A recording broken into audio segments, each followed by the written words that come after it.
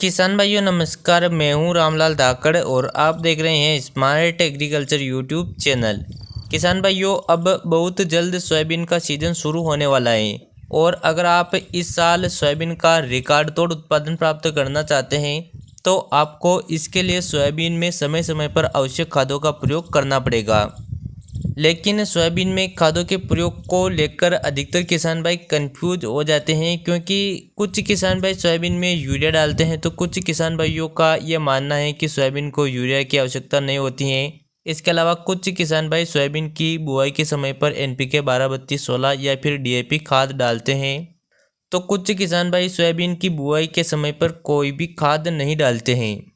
तो इस वीडियो में हम आगे डिटेल से बात करेंगे कि सोयाबीन के पौधे को कौन कौन से पोषक तत्वों की आवश्यकता होती है और उसके लिए हमें सोयाबीन में कौन से समय पर कौन कौन सी खादों का प्रयोग किस प्रकार से और कितनी मात्रा में करना चाहिए। मतलब कि इस वीडियो में आपको सोयाबीन में खादों के प्रयोग को लेकर सभी सवालों के जवाब मिल जाएंगे।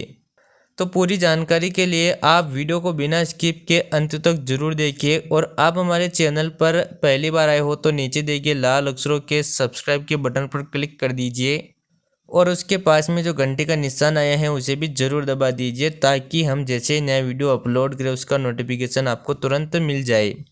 किसान भाइयों, अब अगर हम सोयाबीन में खादों के प्रयोग के बारे में बात करें उससे पहले ये जानना ज़रूरी है कि सोयाबीन के पौधे को कौन कौन से पोषक तत्वों की आवश्यकता कितनी मात्रा में होती है।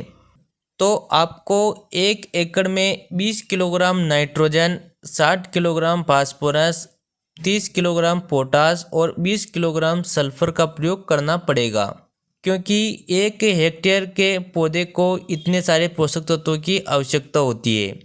तो किसान भाइयों, अब बात यह आती है कि इन पोषक तत्वों की कमी को पूरा करने के लिए हमें कौन कौन से खादों का प्रयोग करना चाहिए।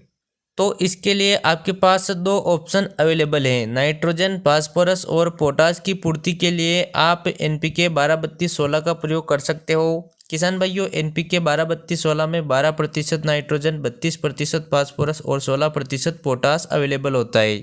या फिर आप DAP के साथ MOP खाद का प्रयोग भी कर सकते हो। DAP 18-46 में 18% नाइट्रोजन और 46% फास्फोरस अवेलेबल होता है और MOP मतलब कि म्यूरेट और पोटास खाद में 60% पोटास अवेलेबल होता है। और सल्फर की कमी को पूरा करने के लिए आप जिंक सल्फेट खाद का प्रयोग कर सकते हो। अब अगर बात करें कि कौन से कॉम्बिनेशन का प्रयोग करना चाहिए, तो आप 1 हेक्टेयर में 200 किलोग्राम NPK 12-32-16 और उसके साथ 25 किलोग्राम जिंक सल्फेट खाद का प्रयोग भी कर सकते हो।